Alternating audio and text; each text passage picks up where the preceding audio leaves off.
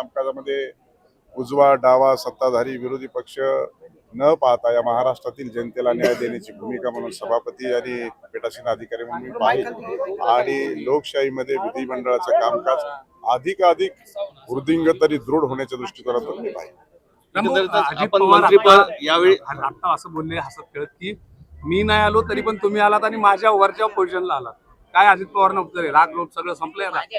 अजितदादा पवारांनी जे भाषण केलं की तुम्ही म्हटले की मी प्रचाराला आलो नाही आणि मग आता तो नीतीचा खेळ काय आहे मला माहित नाही, परंतु हे जर निवडणुकीपूर्वी त्यांनी सांगितलं असतं मला आणि महायुतीच्या नेतृत्वामध्ये बैठकीत जर चर्चा केली असती तर मी लढलो नसतो.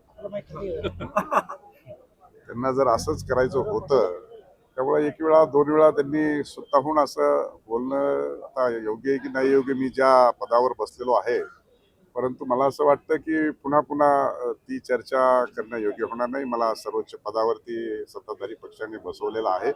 अतिशय चांगल्या वातावरणामध्ये यावरती काही अधिकची टिप्पणी करणं योग्य होणार नाही. Okay, thank you.